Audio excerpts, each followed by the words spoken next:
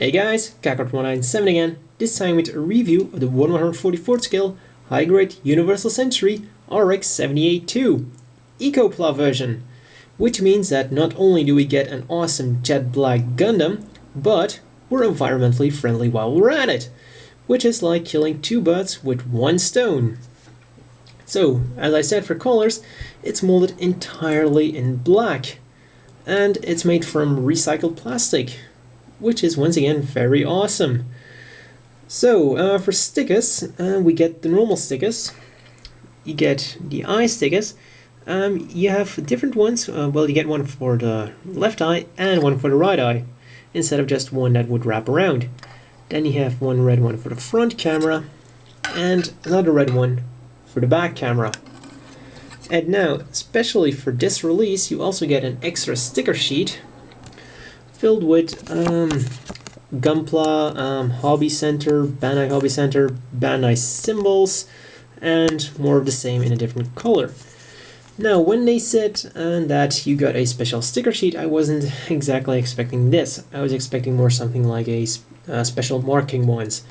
But yeah, I guess we got this. And you also have to cut them out. You can't just peel them off for some stupid reason. So yeah, this was a bit underwhelming, to be honest. But let's get back on track with this awesome guy. So for articulation, head goes up, down, will turn around all the way, like so. Now the arms will turn around all the way, rotate below the shoulder, and they also have that special shoulder joint which allows it to move forwards and backwards, which is actually very surprising when you consider that this is a 2001 kit. The elbow is just on one joint, and the hand is on a ball joint, so it will wiggle and turn around and do all the stuff a ball joint normally does. Now for the waist, we'll go side to side, and then there's another thing inside here which kind of gives some mechanical feeling that there's still something inside there. So side to side only, and if you lift them a little bit, it will also go side to side a bit more. Won't turn around because of that thing inside here. When it's completely flush, it will only go side to side like that. So when you want him to move sideways, just lift it a little bit. Now the front skirts, once again very amazing for a kit from 2001. Well, they are molded together, but they can be separated. So the legs will go out that far, backwards until they hit the back skirt like that, and will go out that far. Now the knee is unfortunately just on one joint, so you only get about 90 degrees of bend. And the feet, and they are on a double joint. First you have this mechanical detail here which is on a hinge of itself, and then the feet itself is on a ball joint. This goes side to side a little bit, and when you combine two joints, gives the feet a very nice movement forwards and backwards. So that's all for articulation, and for a kit of 2001, that was some pretty damn good articulation. Now, on to another shining point of this guy, accessories. Of course, you don't have a Gundam without the obligatory beam rifle, and it comes with an additional trigger finger hand. Whoops. Simply pop it out and pop it in. And the beam rifle itself also has a little bit of movement. The scope here will go side to side, and the handle here will also pop out. And thanks to these movable shoulders, you can have him dual wielding his beam rifle with ease. Like that. And because one of his beam sabers just popped out, let's go to that next. So, beam sabers are removable, and you get two very nice clear pink beams. Once again, very surprising for a 2001 model. especially if you consider the kids that came after it. Yes, I'm looking at you, Seed. And sits in the hand very, very securely. And the beam rifle also sits quite securely in there, but will flail around a little bit left and right, but nothing too serious. And let's put this back. And we'll get onto the bazooka. Now, of course, it will also fit in the trigger finger hand, but if you want to store it, you get this extra clip here. And you have to remove this little thing if you can get it out. So while I try to get this out, yeah, I'll just point out that if you want, you can put the bazooka in the open left hand, so you can also have it dual wielding, just in case you fail to remove this stupid panel. Come. This just isn't coming out now, is it? And it's out, finally.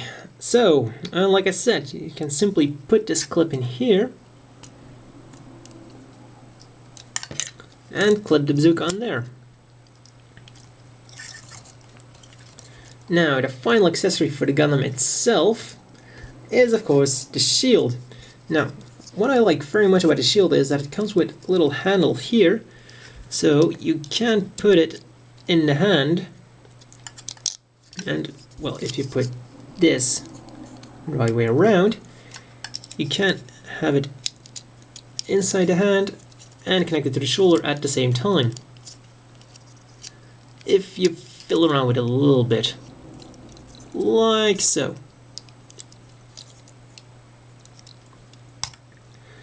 And you can, of course, always have it in the just in the arm.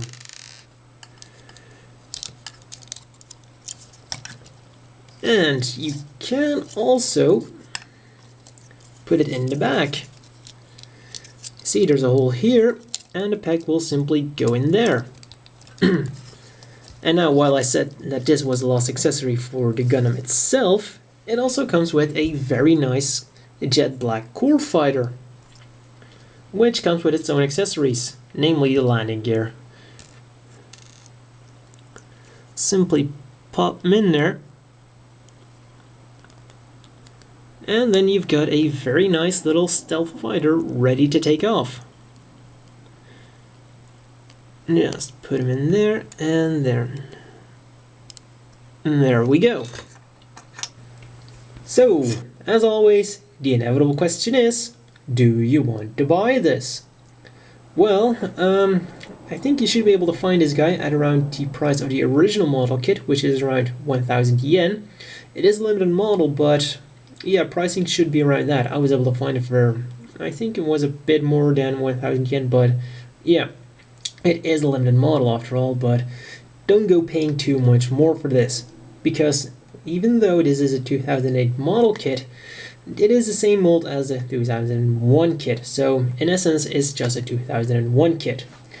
But despite its age, this is a very, very modern kit actually.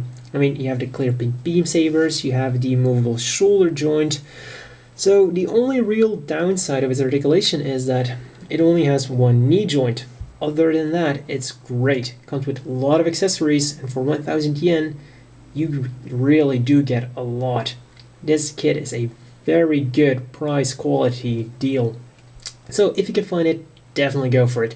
And you might think, nah, it's Ecopla, it's recycled, it's bad, it's just one color.